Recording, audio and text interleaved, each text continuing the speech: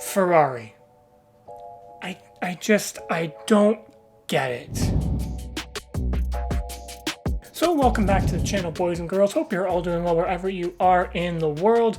My deepest apologies for the change in lighting. There's a lamp back here that I usually have on to kind of light up the background a little bit with some nice warm light. That died yesterday, and no matter what light bulb I put into it, it just doesn't work. So now we've got this cool blue window we're working with. So just bear with me.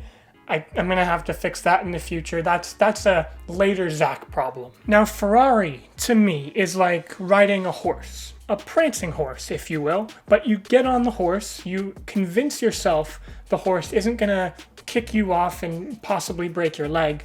But you convince yourself, you get on, you ride the horse, and then it happens. It kicks you off, you fall, you hurt yourself. And then you wash, rinse, and repeat that every single day and expect something to change. And that's just Ferrari. Kind of ironic how their logo is a horse, isn't it? Now I have to start off by saying, big old disclaimer, make sure you're listening, just move from your phone, look at me. I know you're looking at your phone right now, but look here, okay?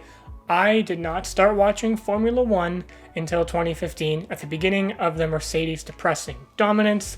I didn't grow up watching the Schumi days when Ferrari was dominant. I don't have those fond memories as a child of Formula One, so I don't have the same biases toward the red team as most people do.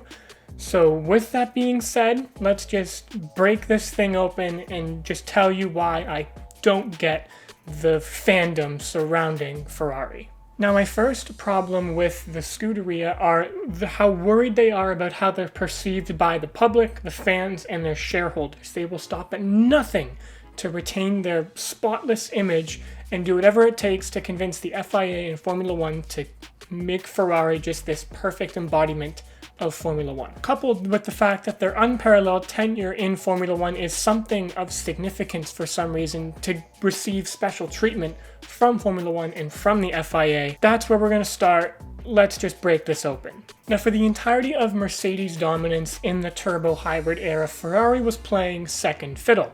Every single year they finished runner-up and could never just get over the hump and beat Mercedes. Outside of 2016, that year was its own disaster. We don't need to talk about that. But the team was outclassed week in, week out, every single week. Mercedes had the leg up on Ferrari, and also coupled with the fact that every single year, Mercedes just had the better car to start the season. That just doesn't help. And of course, there was the utter dominance of Red Bull in the mid to late 2000s and early 2010s that Ferrari just couldn't get on the cusp of either. They weren't making very good cars. They were lucky Fernando Alonso was even able to get close to winning a title in 2012. But that's just another piece to the puzzle as to why Ferrari is such a frustrating team.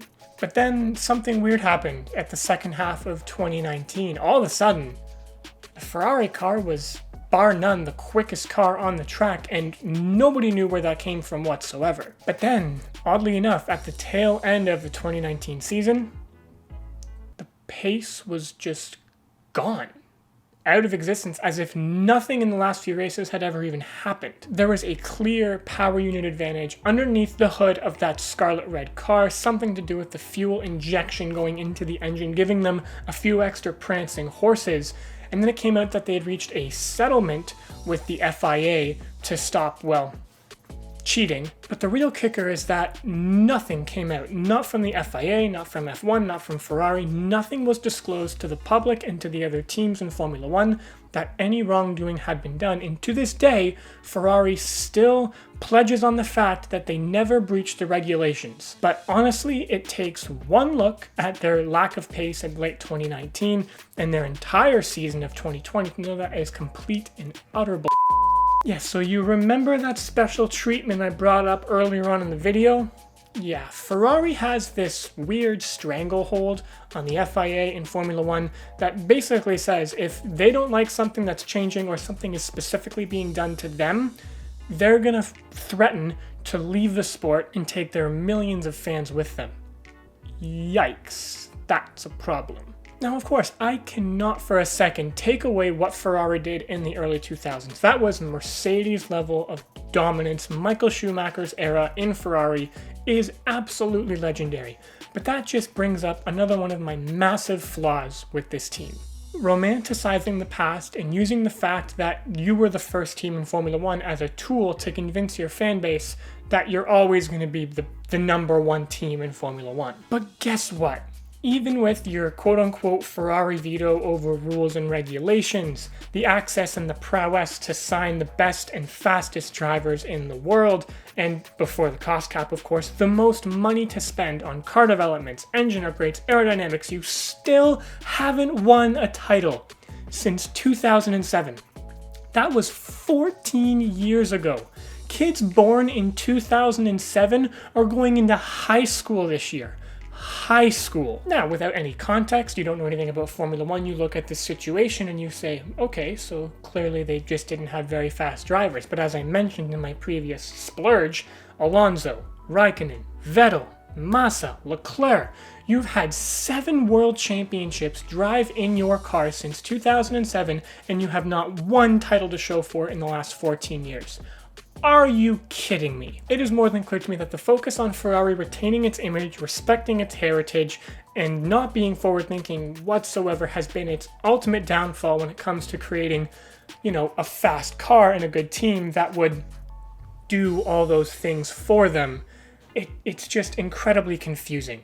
Now, just more on the retention of image in Ferrari. The one thing that's kind of bugged me, because it's just such a petty thing to do, is how Ferrari works in video games. I know, just hear me out. If a game developer wants to put a Ferrari on the cover of their game, be it F1, Gran Turismo, Forza, whatever, and there are other cars on that cover, Ferrari has some sort of agreement, I don't know how they were able to achieve this, but the Ferrari car has to be leading. Isn't that just kind of weird in a way? All they want to do is convince people that they have the fastest cars without actually putting in the work to make the fastest car and make a car that game developers want to put in the lead because it's the fastest car. No, they're too focused on trying to retain that image, and it just bugs me to no end. The other odd thing to me is this aura around driving for Ferrari. It's almost like it's an extra pedigree. You make it to Formula One, sure, that's cool, I guess, but you drove for Ferrari. Now that's a step above. When that's fair because they have such a rich history in the sport, but you look at their recent history and it's like, oh, you went to Ferrari? I'm sorry. There's this elusiveness around Ferrari that says if you drive this red car and you're in this team, you're going to have a chance to win a world title every single year. But ask Sebastian Vettel, 4-time world champion, how his 7 years in Ferrari went. And I say all of this at the same time that I am currently a diehard fan of, this hockey team, the Toronto Maple Leafs, but you could probably tell that by the logo. But the fact that I'm a diehard fan for this team makes this video and the title of this video more than redundant. This team is essentially the NHL equivalent of Ferrari for a few reasons. They've been in the sport since its inception, check. They have an extremely rich history, check.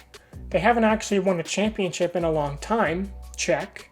There's this ever-present aura that when you play for them, it makes you think you're automatically having a shot to win a championship just because you play for them.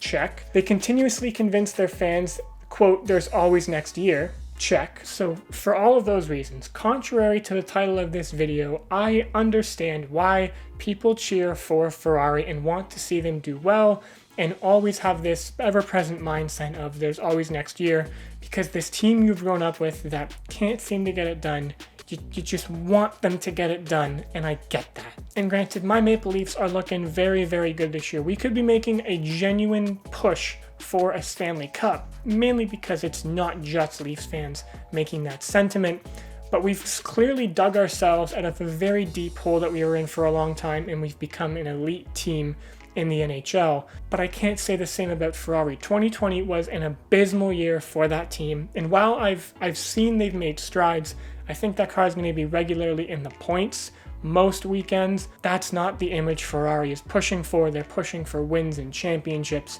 and I see them being pretty far off from that because honestly, I'm not going to put any money on Ferrari developing a new car for new regulations and being ahead of everyone, because they've just never done that recently, so I can't put my money on it.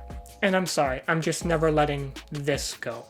It's just not happening. So what are your thoughts on Ferrari? I can imagine most people watching this video have absolutely hated me for the last however many minutes I've been blabbering on about their favorite Formula 1 team. But regardless, I'd love to hear all your thoughts in the comments down below. If there's anyone out there that agrees with me, please support me on this, because I could use the support on making such a hot take. But regardless, I hope you all enjoyed watching this one as much as I enjoyed making it. Feel free to lick the stamp, send that subscribe button down below, drop a big old like if you really liked this one, and don't miss the apex.